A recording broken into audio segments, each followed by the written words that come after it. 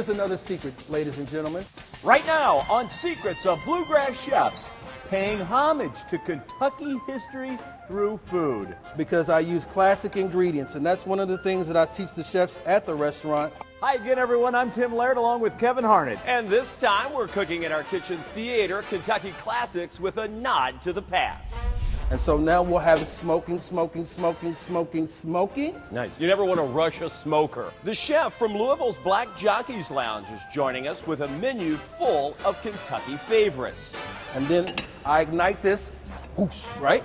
Wait until you see the secrets to the chef's orange bourbon barbecue ribs. I brought some for you guys too. You're gonna taste it. And we're making dessert too, bread pudding served with all the secrets to making it yourself at home. It's all right now on Secrets of Bluegrass Chefs. Hi everyone and welcome to Paristown, home of Secrets of Bluegrass Chefs Kitchen Theater. I'm Kevin Harnett along with my broadcast partner Tim Laird. And Kevin, I'm excited. It's a great day to be in Kitchen Theater because I'll tell you what, we're going to make some of my favorite Kentucky classics today. And one of the secret ingredients we're using today is a favorite of mine too, bourbon. Chef Kevin Nelson from Louisville's Black Jockeys Lounge is joining us this time. He's a Kentucky native with 2 decades of experience in the culinary world, and he's full of good secrets that you can use in your own kitchen. So it's time to get cooking. Let's bring him on. Chef Kevin Nelson from the Black Jockeys Lounge. Here he is. Hello, Chef. Hey, how's it going? How we doing? Doing great, man. Good to see you. Good to see you. Great, glad to be here. I glad know to be here. you're going to share some secrets to what you're cooking coming up. We're glad to have you on the show. Tell us a little bit about yourself. Wow, well, I have an extensive history here in Louisville. Yes. I started out many moons ago as a dishwasher at, many of you may remember the Jefferson Club. Do indeed. yes. The Jefferson Club was on the 18th floor, and I started out washing dishes there, and I had, I realized that the chefs and cooks were coming in before I was, as a dishwasher, and they were leaving, also, and I was still washing dishes. So I was like, man, I got to change this up. And also, there was a creative side of me that I really wanted to come out and share. So I was able to work under a French chef there at the time, and he was really open with sharing his gifts and skills with the rest of the staff, including the dishwashers, because in most kitchens, dishwashers can also dual as prep cooks, and so that's what happened. I was a prep cook and then what happened was I became the chef. Many of you may know Cafe Kilimanjaro's, Yes. the African Caribbean restaurant that was on 4th Street. I was a chef there as well, where I met the owner, John Knightdoe, who is a very good friend of mine. I consider him my mentor because he actually helped to pay for my culinary art school at JCC. Nice. So then I went to JCC's culinary training program for a couple of years, and then at the same time I was working at the Hyatt. Working at Cafe Kilimanjaro's. I was also working at the Hyatt Regency Louisville. Wow. So under Chef Prevail Cheney, who was also one of my mentors, and there I moved around the hotels. I worked all the outlets. I worked in the Grease Pit. I worked in the Spire, the rotating restaurant, and I also worked in banquets where I learned to feed 5,000 people at a time. You have been around many. I've been around. That is experience. And also, here's another little secret. He's also good friends with another good friend of ours, Chef Alan Hubbard from Martini Italian Bistro. So you know the Smooth. Me and Smooth go back, I think, at least 30 years. We grew up right around the corner from each other. Nice. So wow, that's I got to great. give a shout out to Smooth too. He was definitely a key in getting me here to this point. He's a good dude. Yeah. Well, we're excited. Tell us what I'm excited. I'm excited. Well, what we're going to do today is I've partnered with a local distillery here in town called Bro Brothers. Okay. And so they've actually come out. They have a distillery that has a bourbon that creates bourbons. And so I'm going to now become their chef when they start doing their bourbon tours and giving tastings and those type of things. So that's the bourbon I'm going to feature in our Bro Brothers bourbon barbecue sauce with orange in it. And then also I'm going to be featuring my seasoning, Flavors 8, the only seasoning you'll ever need. It's good on fish, chicken, or beef. And then, we're going to hop right into that. Perfect. I'm going to make the sauce and show you guys a secret. Since I am on Secret of Bluegrass Chefs, I'm also going to share a secret with all of you that you can't tell anyone. How about that? Yeah, exactly. We'll all keep it a secret. We'll We all keep it a promise. secret. And a secret is, if you want that bourbon to last, you might set it on my side of the table instead of I was gonna Tim's. say, Sometimes how much do you need to cook with? Because I might want to taste that. So anyway. We'll have plenty left over. Oh, good. All right. Yep. let's get started. Awesome. So what I'm going to do is I'm going to make a classic basic barbecue sauce. I'm going to be starting with some little tomato sauce. Just some tomato sauce. Going to add some brown sugar. We're going to add, now this is classic, otherwise I would use strictly my seasoning. But we're going to add some chili powder since I'm teaching you all classic recipes, because one of the things that I pride myself on at the Black Jockeys Lounge is when you go there, for example, I have jerk chicken on the menu. If you're from Jamaica, you'll be able to taste Jamaica in the jerk chicken, okay? Ooh. Because I use classic ingredients, and that's one of the things that I teach the chefs at the restaurant is, wherever you travel, I'm sorry, that was granulated garlic I added. We used chili powder, and now I'm using a little bit of smoked paprika. That wherever you go in the world, that you'll be classically trained, and just a little bit of cumin. Classic measurement too, right? It is, I like that. Dump it in. And this is just salt and pepper mixture, okay? Now, a lot of people don't know, but you should add the liquor, the bourbon, in as you cook it. Do you know why? Why? So you can cook off the alcohol, because you don't want that intense alcohol flavor in your food. When you add it as you cook it and it cooks in, it gives it a balance as opposed to eating a sauce and it tasting like you also took a shot. You get all the flavor of the bourbon without the alcohol. Absolutely, absolutely. So we're going to get that going. One of the secrets that I want to share with you all today is sometimes you don't have a smoker at home. I'll tell you what, Chef, before we show the smoker, can we take a quick break? Absolutely, and absolutely. We'll come back and we're going to show you the secrets to how you can have a smoker at home. Absolutely. We'll be right back on Secrets of Bluegrass Chefs. Don't go away. More with Kevin Nelson from the Black Jockeys Lounge when we come back.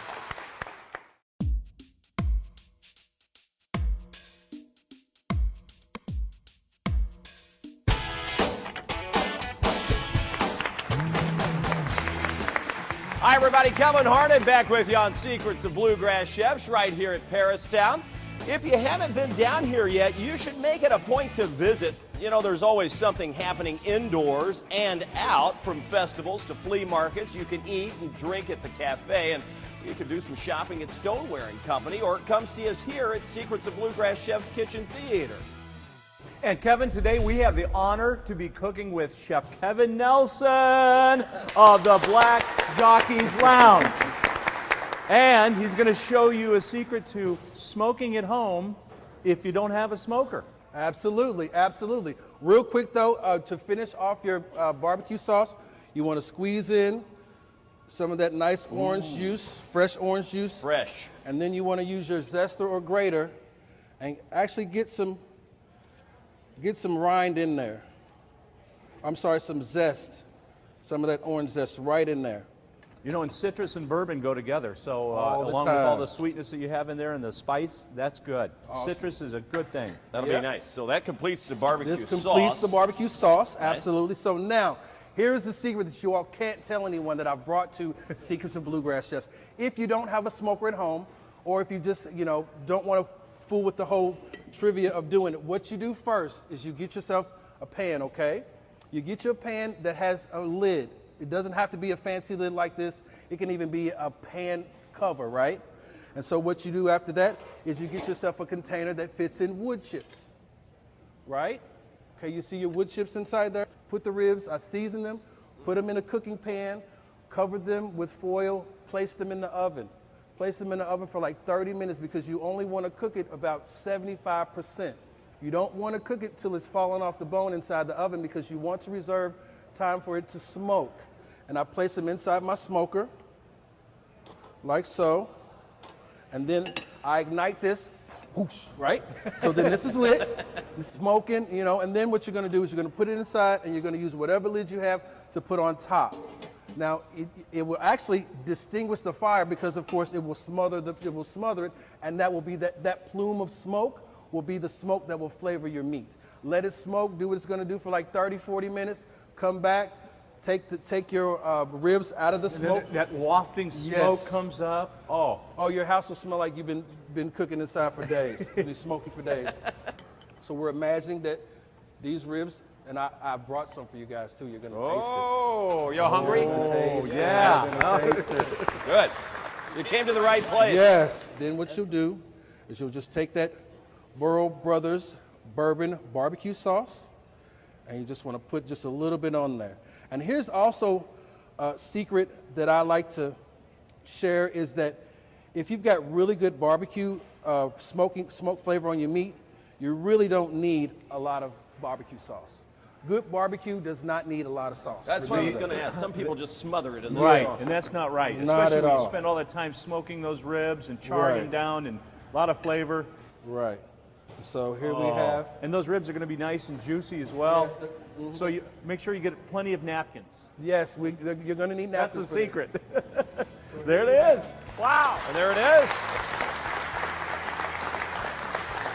And the best part is we're not finished sharing the secrets. You got more secrets? I've got another secret coming up. Little Absolutely. Bread pudding action. Oh, It's My classic. favorite. It's a classic, but there's still a secret to good bread pudding. excellent. We're I going to can't learn wait. the secrets to that and so much more when we come back right here on Secrets of Bluegrass Chefs from our kitchen theater at Paristown. We'll be right back.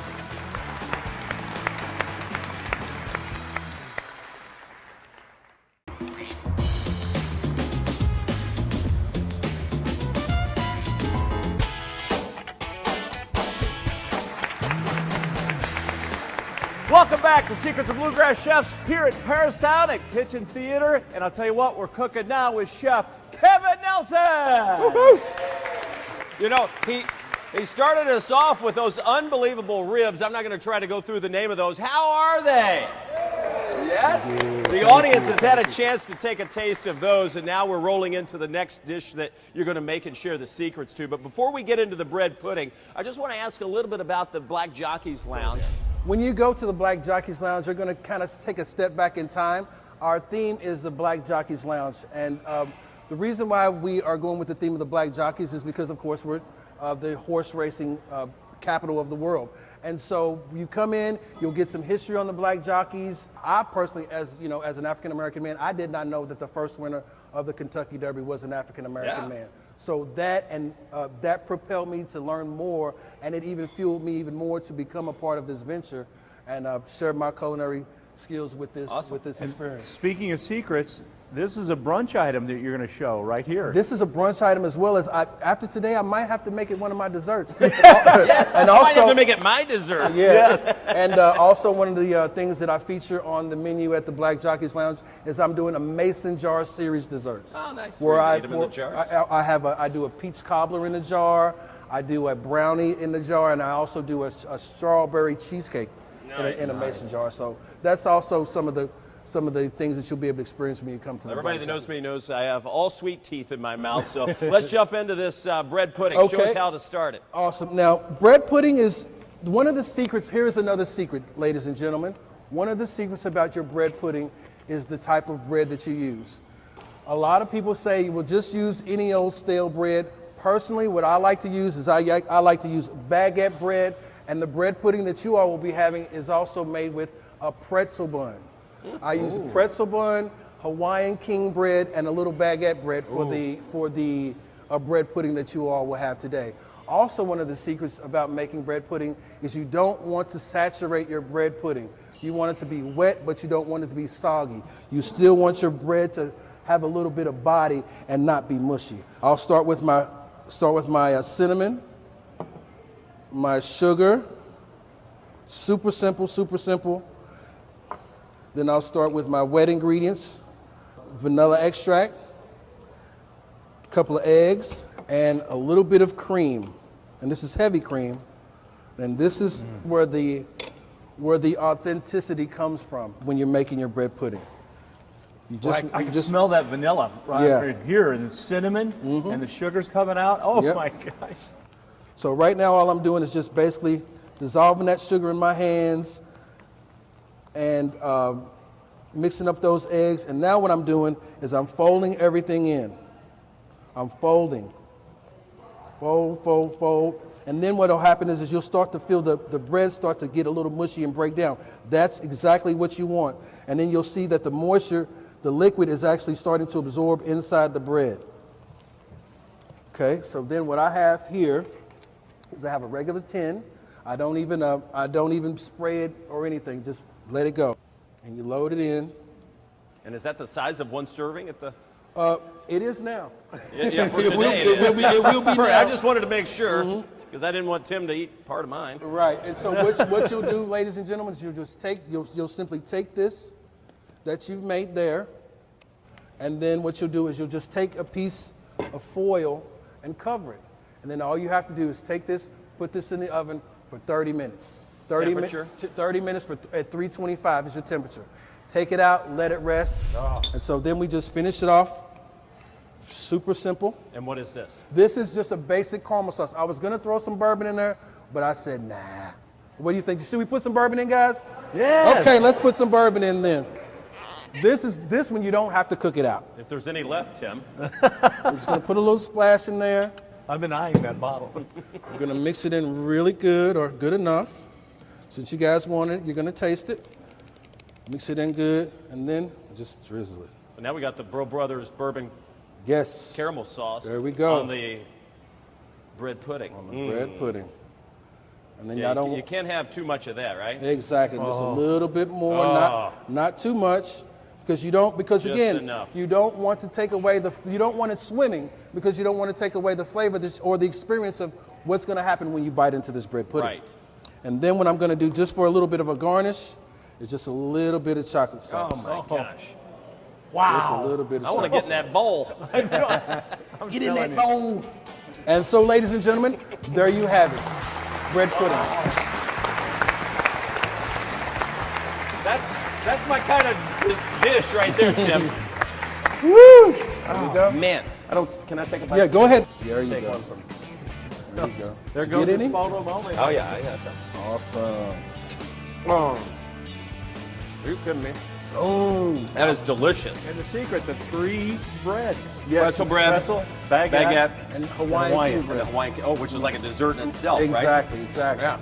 Did you guys enjoy the secrets being revealed today? Thank you. You're going to have a chance to take a taste as well coming up.